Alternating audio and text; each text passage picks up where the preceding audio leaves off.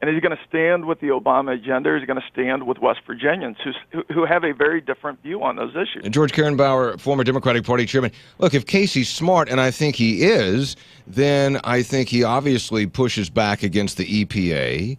On guns, I don't know. Maybe he's very tight with Joe Manchin. We'd have to see what his position is on guns. And like anybody in West Virginia, I'm sure he'd have to say, I'm a strong supporter of the Second Amendment. So I've known him for a long time. I've covered it. I don't know where he is on positions. I suspect he's kind of a Manchin-Tomlin Democrat, but I don't really know. Do you? Well, I think we'll find out. You can ask him those questions. And, you said Manchin and Tomlin. Again, Manchin and Tomlin were both tarred with the policies of Barack Obama. Both of them won their races handily a couple of times, I might add. Tomlin was elected twice in the past 3 years. Manchin has been elected twice in the past 3 years.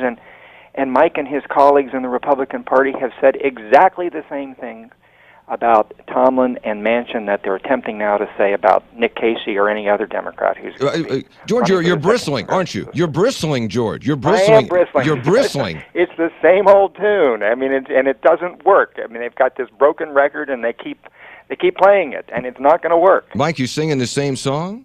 No, I mean, they can talk about a broken record all they want. The problem is in West Virginia, because of the economy, because of the assault on jobs, all we're left with are broken records. We can't afford to buy new ones. And so the issue we have here is who's going to go to Washington and fight for West Virginia jobs, fight for West Virginia coal, fight for a stronger economy. And what we don't have here is somebody with a clear record of standing up against those types of things. And I hear what George is saying, and I hear what the Democrats are going to be saying, which is we're not that type of Democrat. But the fact of the matter is, whoever goes to Washington on a Democrat side of the ledger is going to be standing with Nancy Pelosi and standing with Democrats in Congress who are passing some really wacky legislation and are dangerous for our jobs here in West Virginia. Let me talk. We're talking with Mike Stuart, former Republican Party chairman, George Carenbauer, former Democratic Party chairman, on the expected entrance in the second congressional district race of Nick Casey, former Democratic Party chairman. Right now, this thing is wide open. I know of, I think, Republican Larry Faircloth has said he's going to run. There's a young fellow from the Eastern Panhandle by the name of Matt Dunn, not very well known in much of the second district, where he said he is thinking about running or going to run. Rod Snyder, president of the Young Democrats of America. He's from Jefferson County, son of current state senator Herb Snyder. He's thinking about running. Kanawha County House of Delegates member Doug Scaff, he says he's 90% sure he's running. Another Kanawha County delegate, Misha Poore, also considering it. So I'm just talking there, except for Faircloth, people on the Democratic side. George, is it going to be a crowded field, or at the end, will people say, I don't think so? Well, I think it's likely it'll be 3 or 4 significant candidates. That's very likely when you have an open seat. So I don't think it's going to be a bloodbath, though. And all the names that you mentioned are good names. The ones that I know, they're good names. They'd be good candidates, and so I think we'll have a good primary. And I do want to emphasize that there is another side to this. I mean, Mike keeps talking about the Democrats in Congress as if everything is bad. I get kind of tired of this tune. I heard Rush Limbaugh say, this is Barack Obama's stock market. Well, the stock market's at an all-time high. Things are moving in the right direction. The economy is recovering. West Virginia is doing relatively well compared to other states under the state's leadership. And, things like healthcare is benefiting West Virginians. That story needs to be told and told properly, and Senator Rockefeller tells it. The healthcare reform is helping West Virginians. Hundreds of thousands of West Virginians will do better under the new health care reform. Mike Stuart, on the Republican side, there's about 4, 5, or 6 Republicans who are talking about getting in this second district race. Everybody's kind of maneuvering who's in, who's out. Steve Harrison, the former delegate from Kanawha County, has said he's in, or he's got his pre-candidacy thing going. Where are the Republicans? Who's going to get in there? This is a Republican district. It's been a Republican district for 13 years. Yeah, I think there's great opportunities. I think there's some great Republicans thinking about this race, very patriotic Americans that want to go to Washington and fight for the right things. Some of those names would be, in fact, names that perhaps haven't been mentioned that much would be a Joe Holland, potentially, from here in Kanawha County, a Bill Maloney, who folks know in West Virginia quite well, came within percentage points on 2 occasions of being governor. You've got Mike Carey, a former U.S. attorney, right here in Kanawha County, that would be a great congressman for us. Pat Graney, a good business guy from here in Kanawha County. So there's going to be a good list, some very capable Republicans that step to the fore and decide to take this race on. But this is not going to be a race that's easy for any candidate, Republican or Democrat, to run. It's a huge district. It is. I think it's the largest east of the Mississippi. It takes a great deal of money, a great deal of resources, and a great deal of time to run this race. Yeah, let's talk about that for a minute. We're talking with George Carenbauer, former Democratic Party chairman, Mike Stuart, former Republican Party chairman. George, this is a logistic nightmare to run in this district. I don't know how many. It's a couple hundred miles from one end to the other, probably farther. I mean, you got to start. If you start in Eastern Panhandle, you go west. You got to dip down toward to Randolph County, and you got to go west all the way to the Ohio River.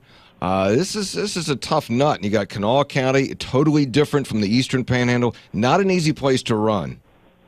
That is true. It isn't easy, and I think the other angle of this is the media markets. There is a media market in Charleston, as you know, which is relatively easy to gain access to because there are TV stations and radio stations here and newspapers. But then you also have the Eastern Panhandle, which is about a third of the district if you look at it overall, and it's much harder to run into from a media perspective. So it is a challenge, especially for the Eastern Panhandle, for people to be known in the Eastern Panhandle. Let me get a final thought from both of you on this. I'm going to talk about this next hour with a representative from the National Republican Congressional Committee. They are salivating over West Virginia 3. They believe that Congressman Nick Rahall is vulnerable. They've yet to get a candidate. They're talking with State Senator Bill Cole, but they say this is one of their target races. Mike Stuart, is Rahall vulnerable? Absolutely, he's vulnerable, and I think we have a number of very strong candidates that will be in that race. And when you get a candidate like Nick Joe Rahall that's voting for a $25 per ton tax on West Virginia coal, at a time we face perhaps our greatest challenge in our lifetime in the coal industry, I think there's a lot of questions he needs to answer. George Carenbauer, is Rahall vulnerable?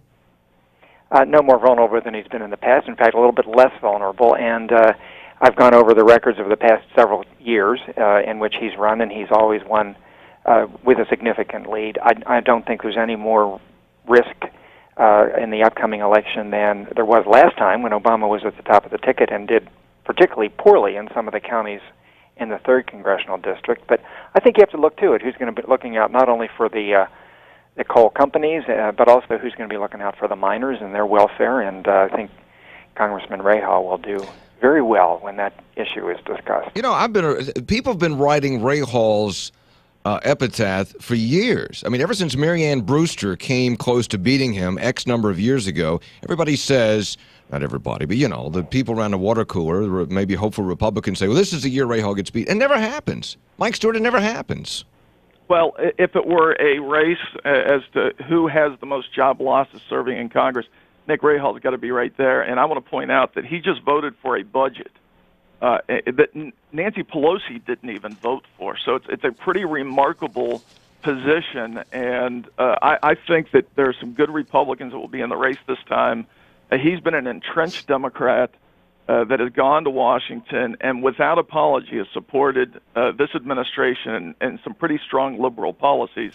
I got to tell you, it's the final year for Nick Rahall. We're going to talk about this later in next hour. And George, maybe you haven't kept up with this, but I've been looking into this. He voted for, and granted, it's not the force of law because no budget is going to pass. I mean, no budget's going to be taken literally. But the House passed the Ryan budget. But there was a vote on the Congressional Progressive Caucus on the House side for a budget, and it was the progressive budget, and he voted for it. Now, I don't get that. I mean, you just said the Ryan budget. Let's take the Ryan budget and see who voted for that and what it would do.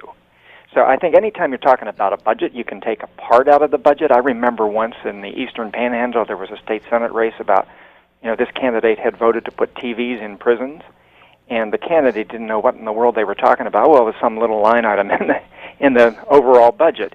But when you go to talk about budgets, let's talk about the Ryan budget and who voted for the Ryan budget and what it would do to West Virginia. George Carenbauer, former Democratic Party chairman, Mike Stuart, former Republican Party chairman. Thank you both for coming on. I appreciate it. Have a good day.